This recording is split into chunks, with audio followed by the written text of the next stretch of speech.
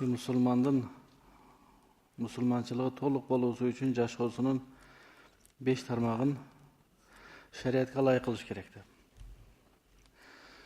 Oşonun birincisi imaniyat, jürek, işeniş, iman ele.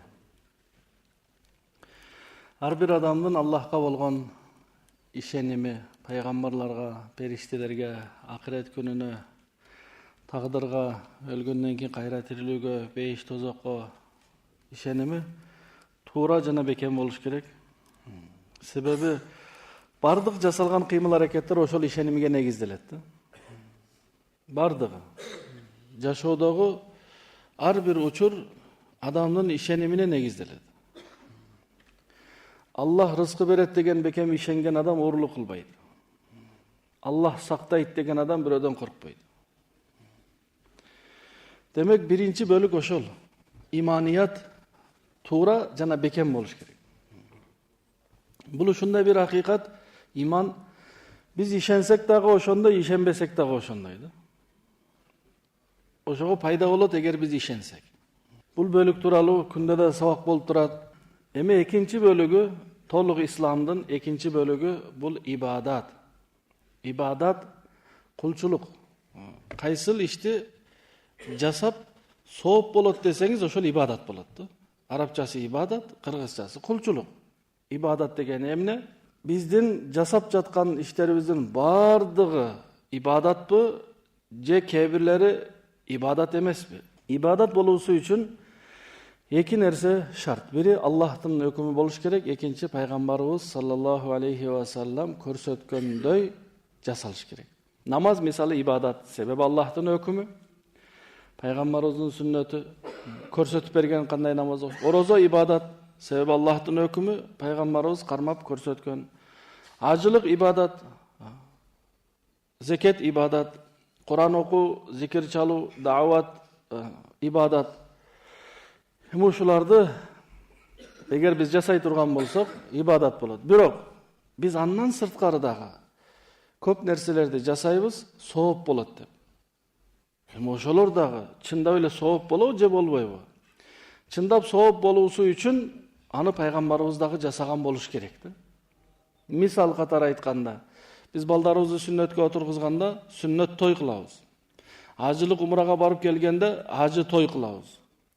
Бирөө каза болгондо 3-40 жылдык кылабыз. Ошого көптөгөн каражаттар иштетебиз. Сооп болот деп. Ошол чындап эле сооп болобу же болбойбу?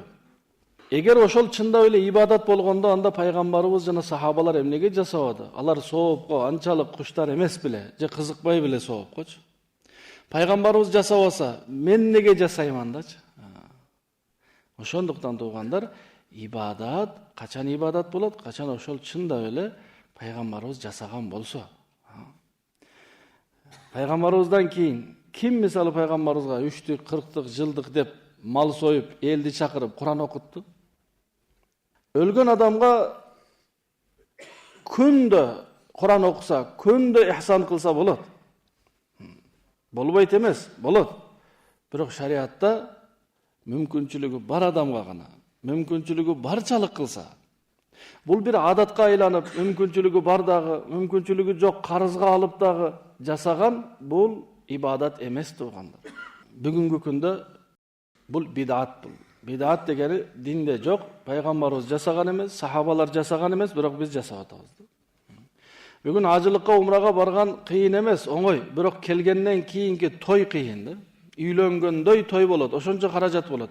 Peygamberimiz sallallahu aleyhi ve sellem dağı bir jolu acılıkka bargan, 4 jolu umra kılgan. Acılıktan sırtkары 3 umra. Biroq oşolordun birinde dağı toy kılgan emez.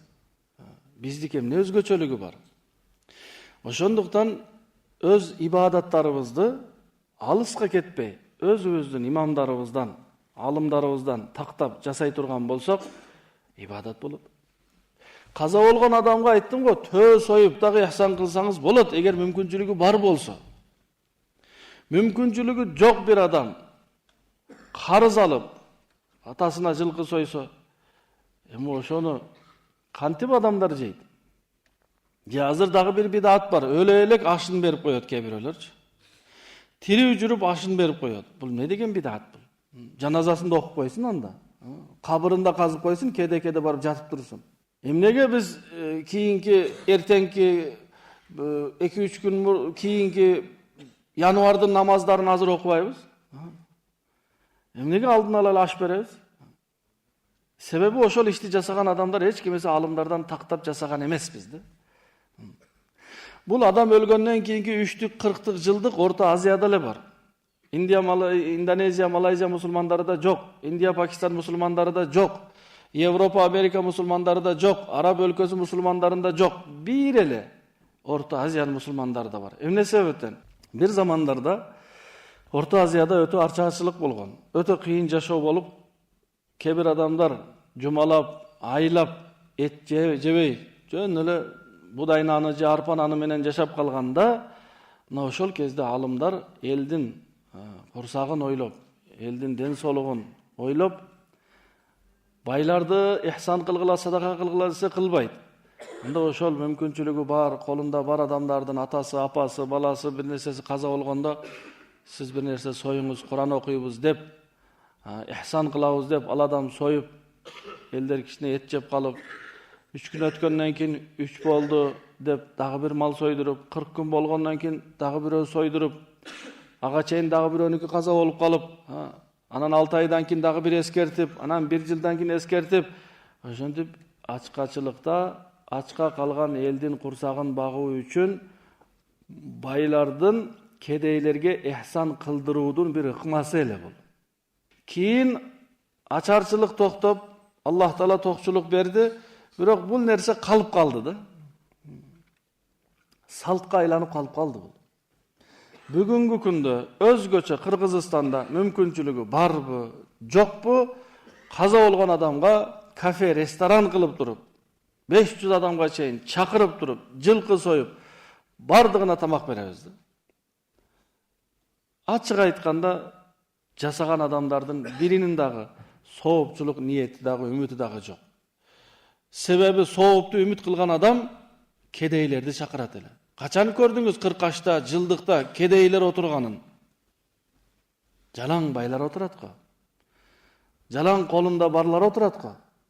Эгер чындап ихсан кылганда, чындап маркумга сооп болсун дегенде, эмнеге айылдагы, шаардагы муктаж адамдарды чакырып, ошолорго тамак бербейт?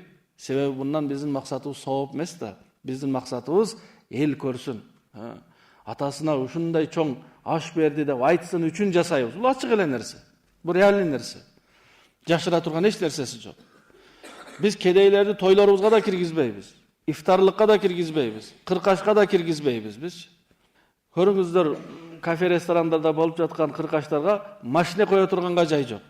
$20,000 машинеси менен келген адамга ихсан кыласызбы сиз? Ошол садака болобу ошол? Садака дегени жөө баса албаган адамга, буту баспай үйүндө жаткан адамга алып барып берсеңиз, ошол садака болот. Бүт жаса алмай биздикичи. Ошондуктан бул ибадат эмес туугандар.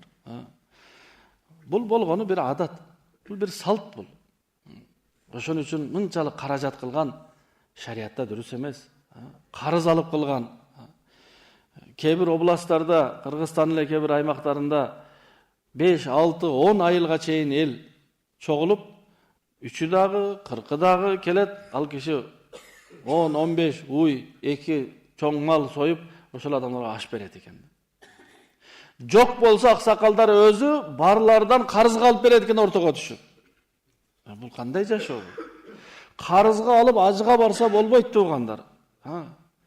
Карызга алып ажыга барса болбойт. Биз неге карызга алып туруп ихсан кылабыз? Ошондуктан ибадатты бир карап алалы, бир көзөмөлдөп алалы. Аллах бизди мүмкүнчүлүгү жок нерсеге милдеттендирген эмес. Мүмкүнчүлүк жокпу? Ажылык парыз эмес. Мүмкүнчүлүк жокпу? Зекет парыз эмес. Ден соолук жокпу? Орозо да парыз эмес. Туруп намаз окуй албайсызбы? Отуруп окуңуз. Отуруп окуй албайсызбы? Жатып алып окуңуз. Бирок кыркашты карыз алып туруп кылыңыз. Бул кантип акылга дал келет тууганда? Бул акылга сыйбайт го. Тойлорубузду караңыз. Шариатта эң оңой нерсе той эле. Бүгүн мусулман өлкөлөрдө эң кыйын үйлөнүү мусулман өлкөлөрдө. Кыргызстанда үйлөнүү канча кымбат? Turkiyada üylönүү үчүn 50 000 dollar акчасы жок адам üylөнө албайт. Балдар 40-ка кирип кеткен, кыздар 35-ке кирип кеткен üylөнө албайт. Индия, Пакистан, Бангладеш, мусулман, мен көрүп келген нерселерди сиздерге айтып берип атам да. Араб өлкөсүндө 100 000 доллар акчаңыз жок болсо üylөнөм деп ойлобой коюңуз. Анча акчасы жокпу? Пожалуйста, 500 доллар, 1000 долларга кеңири зина кылып жүрө бер. Рухсат. Себеби üylөнүш үчүн 100 000 доллар керек. Менде жок анча. Зина үчүн 500 доллар жетет. Пожалуйста. Тойду кымбат кылгандан максат зинаны оңой кылышты. Доступный кылыш. Шариатта эң оңой нерсе üylөнүү эле бар. Бул дагы бир бидат. Тойлордо ушунчалык тойго каражат кыла бергендиктен дуаларыбыз да өзгөрүлүп кеткен да, тапканың тойго буйрусун. Неге тапканым тойго буйрат экен? Тапканың өзүңө буйр десе, жакшылыкка иштет десе болбойбу? Дуаларыбыз дагы ошондой да. Üylөнүш ушунчалык кыйын. Пайгамбарыбыз саллаллаху алейхи вассалам üylөнүп көрсөттү. Жөнөкөй той кылып мүмкүнчүлүккө жараша, орточо той кылып, чоң той кылып дагы эмнени көрсөттү? Мүмкүнчүлүккө жараша кылсын. Азыр шаарларыбызда тойханалар өтө көп. Кезек жок. Барсаңыз очерет. Неге? Фаланчы элеп койгон, түкүнчө элеп койгон. Bir адамга 2000 сом, 500 адам чакырат, 1 миллион сом, эт-сетин кошо алып келесиз. Мечиттин курулушуна десе, ошол адам 2000 сом бербейт. Бирок той үчүн миллион сомду санап алып барып чайкананын ээсине элди чакырып отургузганы эле берет да. Себеби мечитке берсек эч ким көрбөйт да. Тойханада 500 кишилик той берди деген наам керек бизге, наам, атак даңк керек. Кимдин баласы? Паланчынын баласы. Кимдин тою? Паланчы. Ошончолук чоң той 2 айдан кийин конфликт, уруш талаш себеби той канчалык жөнөкөй болсо ошончо береке болот да. Бул нерсени мен кылбай коеюн, сиз кылбай коюңуз, ошону менен токтойт булчу. Мен жасабайын, сиз жасабаңыз. Эч ким мажбурлабайт. Демек ибадатты такташыбыз керек. Молдоке мен ушундай кылайын деп жатам, ушул кандай дейсиз? Шунчалык терини кесип коюп, адам 3 күн той берет да. Багымдат намазынын 2 рекет сүннөтү, сүннөттөрдүн корозу го. Күндө багымдатка барып үйгө келип той бериң, анда 2 рекет сүннөт окуп келдиңиз го. Улак берет адам. Шу күндөрдө бирөө той берип жатат, баласын сүннөтөгө 3 күндүк той. Тойго белекке койгон эле нерселердин баасы, бир мешит кура турган акча да, жөн эле белекке. Ал бала өзү билбейт, 3-4 жашар бала. Ошон үчүн сурайды дамыладан, дамыла сүннөт тойго канча каражат кылыш керек? Бала төрөлгөндө өзүнүн не каражаты бар? 40-тык, баланын 40-тыгы чыгат эмес. Баланын 40-тыгы чыкпайт туугандар.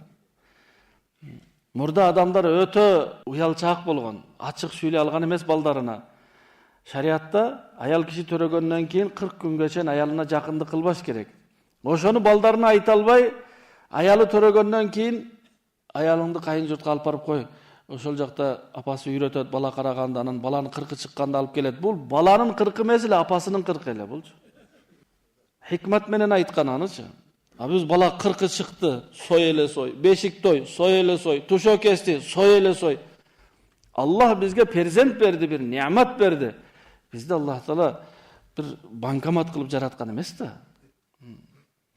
Балалуу болсок да каражат, үйлөнсө да каражат, өлсө да каражат. Ошондуктан биздин акчабыз жок. Каяка кедейлерге жардам берели десе жок, жетимдерге акчабыз жок, мечитке акчабыз жок, медресеге акчабыз жок. Не үчүн? Себеп мына биздин расход кыла турган жерлер.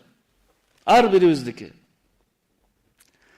Мечитке акча чогулса, мечиттин ичинде общий садака чогултканда 50 сом, 100 сом. Үймөй жүрүп чогултканда 500 сом, 1000 сом. Тойлорубузгачы? Тушо кестилерибизге, сүннөт тойлорубузга, 40-тыктарыбызга санабайбыз го. Демек ибадатты бир жолу көзөмөлдөп алалы, карап алалы. Ушул ибадатпы же ибадат эмеспи? Кыз чыгарып жатам, кандай кылсам сүннөт болот, шариатка ылайык болот? Эл катары эмес. Men surayım barıp damıladan aytip beret. Siz surаңыз barıp aytip beret. Ökөөбүз балдарыбызды үйлөйбүз, турмушка чыгарабыз, бирок жөнөкөй той менен. Көп каражаты жок, мүмкүнчүлүккө жараша. Ошондо үйлөнүү жеңил болсом не болот? Көп жаштар убагында үйлөнөт, жаман иштер токтойт. Жамандык токтосун деген менен, жамандыктын алдын алуу менен жамандык токтобойт. Ошол жамандыкка шарт түзүп бербейли. Демек экинчи динибиздин экинчи бөлүгү биз толукташыбыз керек болгон бул ибадат болгондор. Ар бирибиз келечекте балдарыбызды үйлөйбүз, кыздарыбызды чыгарабыз. Ошолорду шариатка ылайык жасайлы. Биздин жашаганыбыз дагы берекет болсун, үйлөнгөнүбүз дагы берекет болсун, биздин өлүмүбүз дагы берекет болсун. Бирөөгө жүк болбосун. Өлдү кетти, артынан балдары дагы өлбөсүн. Жашасын алар. Бул экинчи бөлүк эле. Бул эки бөлүккө кичине бир аракет болуп жатат. Адамдар бүгүнкү күндө кичине динди үйрөнүп, кичине намаз окуп, умрага барып, анча-мынча орозо кармап, ажылыкка дагы барып. Бул эки бөлүккө Кыргызстанда бүгүнкү күндө кичине аракет болуп жатат. Бирок калган 3 бөлүк ошол бойдон жатат да. Бул эмне? Муамалат, муашарат, ахлакият.